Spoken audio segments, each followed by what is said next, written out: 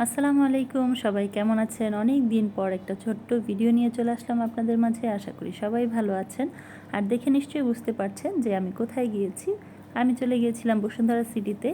ঈদের শেষ কেনাকাটার জন্য আমি আমার দুলাভাই এবং আপুর সাথে বের হয়েছিলাম। ওরা আমাকে ঈদে গিফট করবে।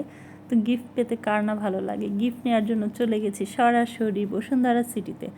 তো এখানে যাওয়ার পর আমার জন্য তো ড্রেস কেনা হয়েছে, কিন্তু এত মানুষের রাশ ছিল যে আসলে দোকানে যে ড্রেস দেখানোটা একেবারেই ইম্পসিবল ছিল। প্রচুর ভিড়, প্রচুর মানুষ। আর মানে দোকানের যারা বিক্রি করবে তারাও প্রচুর ব্যস্ত ছিল, বিক্রেতারা, যে কারণে আসলে ভিডিও করার কোনো অপশনই পাইনি। তারপরেও নিচ থেকে একটু হালকা ভিডিও করে নিয়ে আসলাম আপনাদের জন্য।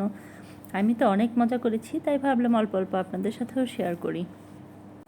বসুন্ধরার নিচতলাতে মেঘের রাজ্য বানিয়েছে, দেখলাম সবাই মেঘের রাজ্যের ছবি তুলছে, তাই আমিও এখানে গেলাম। আর বসুন্ধরার সবচেয়ে আকর্ষণীয় যে জিনিসটা সেটা হচ্ছে এই খেজুর গাছগুলো। খেজুর গাছগুলো এত সুন্দর করে লাইটিং করে রেখেছে, দেখলেই ভালো লাগে। যখন ছোট ছিলাম তখন থেকেই এই জিনিসটা আমার ভীষণ ভালো লাগতো, আর এখন তো বড় হয়ে গেছি, তারপরে ভালো লাগাটা কমেনি। যাই হোক, বসুন্ধরা সিটিতে আমাদের কেনাকাটা কিন্তু অলমোস্ট ডান। তো লাস্ট পর্যায়ে এসে একটু রেস্ট নিচ্ছিলাম, আর এখান থেকে নিয়ে আমি এখন বের হয়ে যাচ্ছি। তো আমাকে আমার দুলাভাই অনেক সুন্দর একটা থ্রি পিস গিফট করেছে। যদিও এটা আমি ঈদের দিন পরবো, তখন আপনাদেরকে দেখাবো, বাট এই মুহূর্তে আমি দেখাচ্ছি না। ছোট বাচ্চাদের মতো এখনও আমার মনে হয় যে আগে আগে যদি দেখিয়ে দিই তাহলে আমার ঈদটাই নষ্ট হয়ে যাবে, তাই আমি আগে আগে ড্রেসটা দেখাচ্ছি না। আর বিপুল ভাইকে অনেক অনেক অনেক ধন্যবাদ আমাকে এত সুন্দর একটা ড্রেস গিফট করার জন্য। কেনাকাটা শেষে আমরা বেরিয়ে যাচ্ছি, এখন আমরা খাওয়া দাওয়া করতে যাব। আসলে আমি ইফতারের আগে বিকালেই চলে গিয়েছিলাম, তখন আর টুকটাক Gausia, new market, star Mallika সব জায়গায় দুই বোন মিলে অনেক অনেক ঘুরেছি, আর টুকটাক অনেক কিছু কেনাকাটা করেছি।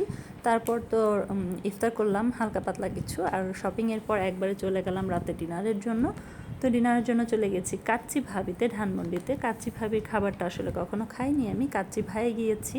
তো আজকে ভাবলাম যে দুলাভাই যখন খাওয়াবে একটা নতুন জায়গায় খাই, তো কাচ্চি ভাবিতে চলে গিয়েছি। আর কাচ্চি ভাবির পরিবেশটাও কিন্তু ভীষণ সুন্দর ছিল, আর একদমই যেহেতু অনেক রাত হয়ে গিয়েছিল, প্রায় 10টার মতো বেজে গেছে, তো তখন ওরকম ভিড়ও ছিল না, মানুষ হালকা পাতলাই ছিল।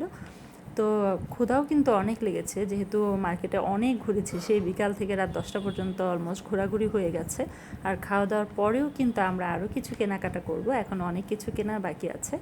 তো এখন আমরা খেতে চলে এসেছি, প্রচুর ক্ষুধা আছে পেটে। তো চলে এসেছি কাচ্চি ভাবিতে, আর কাচ্চি ভাবির খাবারটা আসলে ভীষণ মজার ছিল, দেখতেও যেমন সুন্দর, খাবারটাও কিন্তু ভীষণ মজার ছিল। সাথে ক্ষুধাও প্রচুর ছিল, যে কারণে অনেক খেতে পেরেছি। আর কাচ্চি ভাবির বুরহানিটাও অনেক বেশি ভালো লেগেছে আমার কাছে, সম্পূর্ণ খাবারটাই ভালো লেগেছে। আপনারাও ট্রাই করে দেখতে পারেন কাচ্চি ভাবির খাবারটা।